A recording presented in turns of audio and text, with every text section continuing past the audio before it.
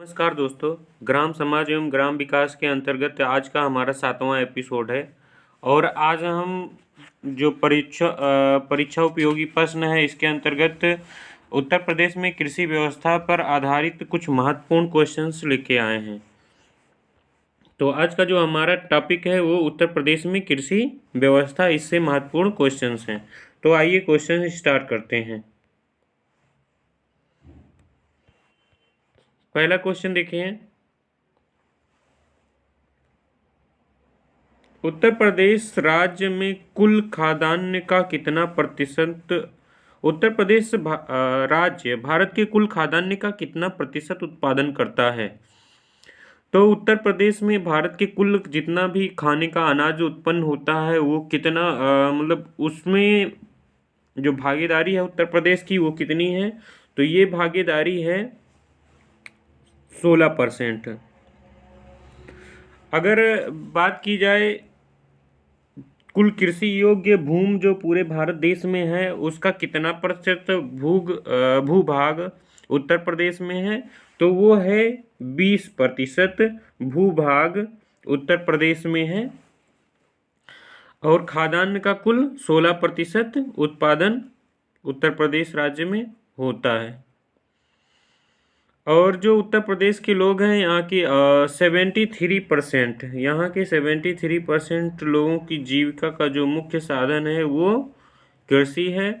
और उत्तर प्रदेश राज्य की 88% ज़मीन पर खेती की जाती है। दूसरा क्वेश्चन देखते हैं, उत्तर प्रदेश में कितने प्रतिशत लोगों की जीविका का प्रमुख साधन है? तो अभी ऊपर जो क्वेश्चन था उसमें हमने डिस्कशन कर लिया कि यहाँ पर लगभग 73% लोगों का जीविका का मुख्य साधन क्या है? वो है कृषि।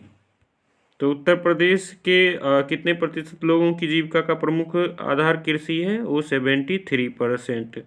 नेक्स्ट क्वेश्चन देखते हैं, उत्तर प्रदेश की कुल आय में कृषि एवं पशुपालन का योगदान है। क्वेश्चन एक बार पुनः देखिए, उत्तर प्रदेश की कुल आय में कृषि एवं पशुपालन का कुल कितना योगदान है? तो उत्तर प्रदेश की जो कुल आय है इसमें कृषि एवं पशुपालन का कुल योगदान 45% है। नेक्स्ट क्वेश्चन देखते हैं, उत्तर प्रदेश में औसत भूमि का आकार कितना हेक्टेयर है? जो उत्तर प्रदेश में है औसत भूमि के जोत का आकार कितना हेक्टेयर है? तो ये उत्तर प्रदेश में जो औसत भूमि का आकार है, जोत का आकार है, वो 0.9 हेक्टेयर है। नेक्स्ट क्वेश्चन देखते हैं, उत्तर प्रदेश में सर्वप्रथम कृषि विभाग की स्थापना किस वर्ष की गई थी?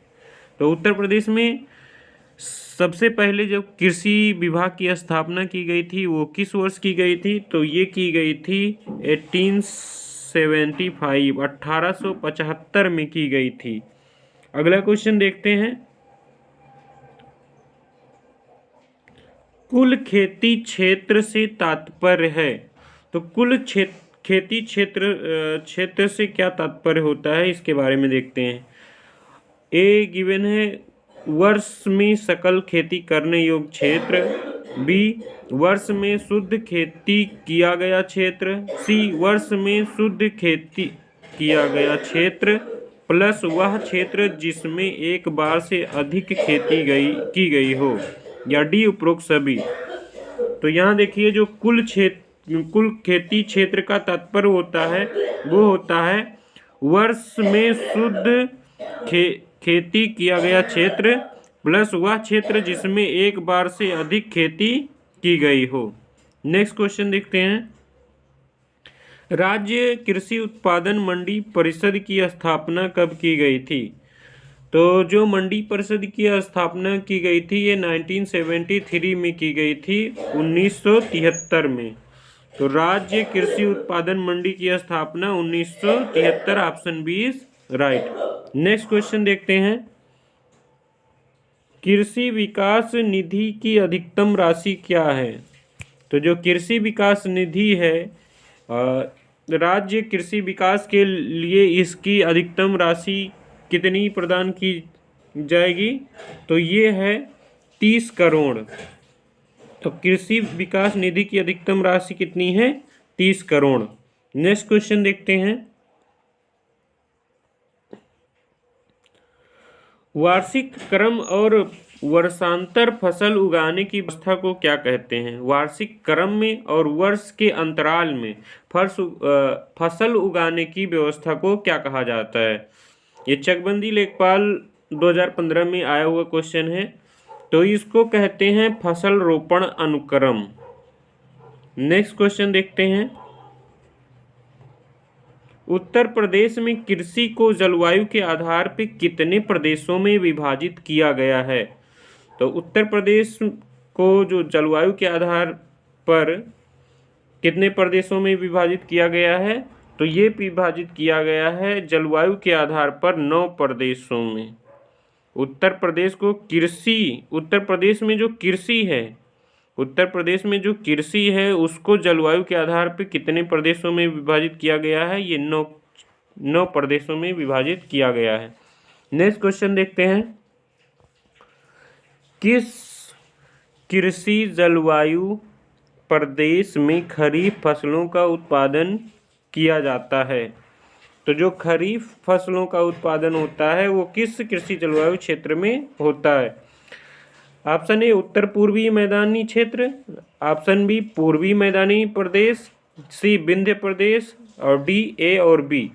तो यहाँ पर जो है कृषि जलवायु प्रदेश वो जिसमें खरीफ फसलों का उत्पादन किया जाता हो वो है उत्तर पूर्वी मैदानी क्षेत्र और पूर्वी मैदानी क्षेत्र। तो यहाँ पर option D is right. Next question देखते हैं। उत्तर प्रदेश में किस प्रकार की मिट्टी अधिकांशता पाई जाती है? तो उत्तर प्रदेश में अधिकतम किस प्रकार की मिट्टी पाई जाती है? ये भी क्वेश्चन चकबंदी लेखपाल 2015 में पूछा गया क्वेश्चन है। तो उत्तर प्रदेश में अधिकतम जलोढ़ मिट्टी पाई जाती है। कौन सी मिट्टी पाई जाती है? जलोढ़ मिट्टी। तो option B is right. Next question देखते हैं।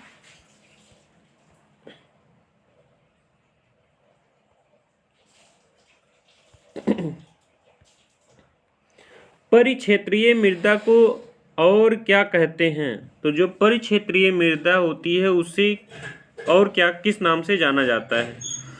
ये भी प्रश्न चकबंदी लेखपाल 2015 में आया हुआ है।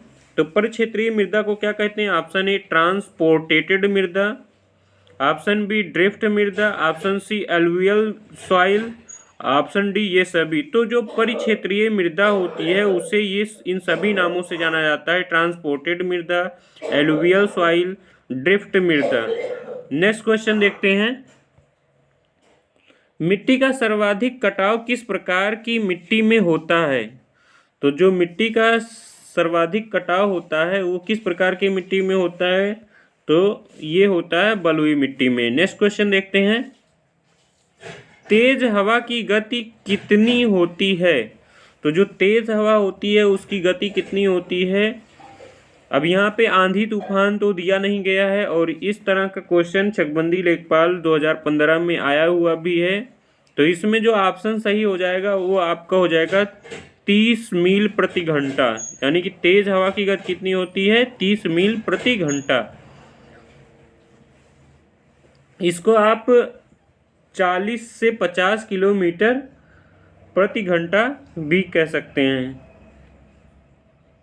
40 से 50 किलोमीटर प्रति घंटा या 30 मील प्रति घंटा। नेक्स्ट क्वेश्चन देखते हैं। यहाँ पे दिया भी गया है कि जो आंधी युक्त हवा होती है वो कितनी होती है? 80 मील प्रति घंटा से अधिक होती है। और तेज हवा की गति कितनी होती है? वो होती है 25 से 30 मील प्रति घंटा या 40 से 50 किलोमीटर प्रति घंटा। नेक्स्ट क्वेश्चन देखते हैं। आंधी में हवा की गति कितनी होती है? तो अभी ऊपर के क्वेश्चन में देख लिया हमने कि आंधी में जो हवा की गति होती है वो कितनी होती है? 80 मील प्रति घंटा से अधिक होती है। Next question 17। निम्नलिखित में से कौन सी नदी उत्तर प्रदेश में बीहड़ों का निर्माण करती है? तो उत्तर प्रदेश में बीहड़ों का निर्माण करने वाली कौन सी नदी है? तो राज्य में जो चंबल और यमुना का अपवाह क्षेत्र है वहां पे अवनालिका अपवर्दन सबसे अधिक प्रभावित होता है। तो यहाँ पे चंबल तो दिया नहीं है, तो ऑप्शन क्या हो जाएगा? यमुना हो जाएगा सही। नेक्स्ट क्वेश्चन देखते हैं। निम्नलिखित में से कौन एक रबी की फसल नहीं है? तो रबी की फसल गेहूं के साथ होने वाली फसल है। तो गेहूं के साथ गेहूं तो है ही, और गेहूं के साथ जौ भी होता है, और गेहूं के साथ क्या होता है? और गेहूं के साथ मसूर होता है। लेकिन मूंग की खेती गेहूं के साथ नहीं की जाती है। तो रबी की फसल इनमें से कौन सी हो जाएगी? मूंग हो जाएगी। की फसल नहीं है वो हो जाएगी मूंग, बाकी तो रबी की फसल ही है ही, गेहूं, जौ, मसूर। नेक्स्ट क्वेश्चन देखते हैं। गेहूं में प्रोटीन कितना प्रतिशत होता है? तो गेहूं में प्रोटीन कितना प्रतिशत होता है? तो गेहूं में प्रोटीन की प्रतिशत जो आंकी जाती है वो होती है 12%। नेक्स्ट क्वेश्चन देखते हैं। उत्तर प्रदेश में गेहूं का सर्वाधिक उत्पादन किस जिले में होता है? तो जो उत्तर प्रदेश में है इसमें गेहूं का सर्वाधिक उत्पादन किस जिले में होता है? तो ये होता है गोरखपुर में। नेक्स्ट क्वेश्चन देखते हैं। चना का सर्वाधिक उत्पादन होता है, तो चना का सर्वाधिक उत्पादन किस जिले में होता है? तो ये चना सबसे अधिक होता है हमीरपुर में। नेक्स्ट क्वेश्चन देखते हैं। सरसों उत्पादन में उत्तर प्रदेश का स्थान है, तो जो सरसों उत्पादन है इसमें भारत के सापेक्ष उत्तर प्रदेश का कौन सा स्थान है? तो ये है उत्तर प्रदेश का स्थान द्वितीय। नेक्स्ट क्वेश्चन देखते हैं। धान के लिए सर्वाधिक उपजाऊ भूमि कौन सी है? तो जो धान के लिए सर्वाधिक उपजाऊ भूमि है वो कैसी भूमि होनी चाहिए? तो वो होती है दोमट। धान के लिए सर्वाधिक उपजाऊ भूमि दोमट। नेक्स्ट क्वेश्चन देखते हैं। पूर्वोत्तर भारत की प्रमुख फसल कौन सी है? तो जो पूर्वोत्तर भारत है इसमें सब प्रमुख फसल कौन सी है? तो ये फसल है चावल। नेक्स्ट क्वेश्चन देखते हैं। खरीफ ऋतु की फसलें हैं, जो खरीफ में कौन कौन सी फसलें बोई जाती हैं? तो ये खरीफ में बोई जाने वाले फसलें हैं ज्वार, बाजरा, ढैंचा। क्या है? ज्वार, बाजरा, ढैंचा। नेक्स्ट क्वेश्चन देखते हैं। जाबो ग्रामीण खेती करने का तरीका कहाँ विद्यमान है? तो जो जाबो एक तरीका है खेती करने का, इस तरीके से खेती कहाँ पर होती है? ये भी लेखपाल भर्ती 2008 में पूछा गया क्वेश्चन है। तो जाबो जो ग्रामीण खेती करने का तरीका है ये है नागालैंड का। तो ऑप्शन बी राइट हो जाएगा, जाबो खेती नागालैंड। नेक्स्ट क्वेश्चन देखते हैं। धान की भूसी प्रतिशत अनुमानतः कितना होता है? तो जो धान की भूसी होती है वो कितने प्रतिशत होती है? तो जो धान में वजन के सापेक्ष में धान में जो भूसी होती है वो कितने प्रतिशत होती है? वो 20% होती है। नेक्स्ट क्वेश्चन देखते हैं।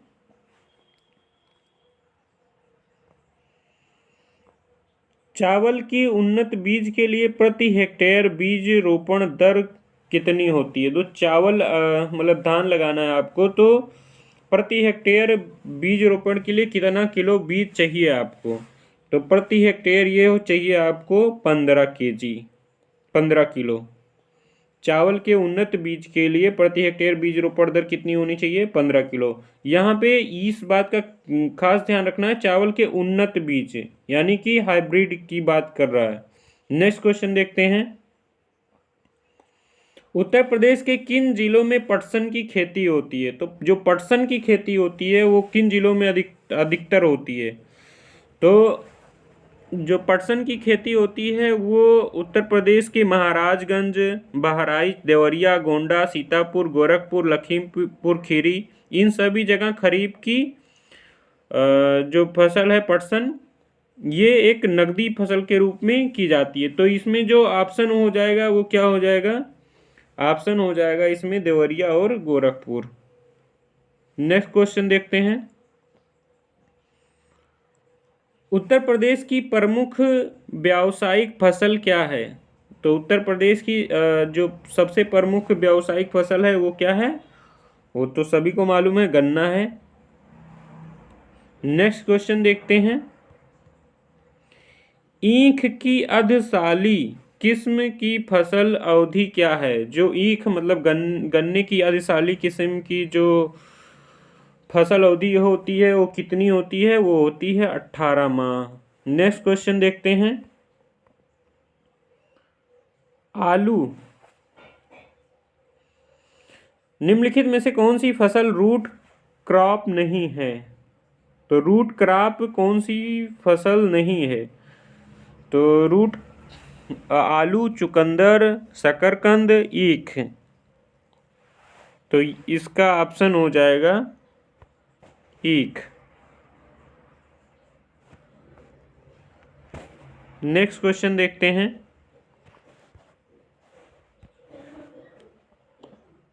और आज का आखिरी क्वेश्चन, उत्तर प्रदेश की किस भूभाग में वार्षिक वर्षा सर्वाधिक होती है? तो जो भी वार्षिक वर्षा किस भूभाग में सबसे ज़्यादा होती है? तो ये होती है तराई क्षेत्र में। इस वीडियो की PDF लिंक आपको डिस्क्रिप्शन बॉक्स में मिल जाएगी। धन्यवाद।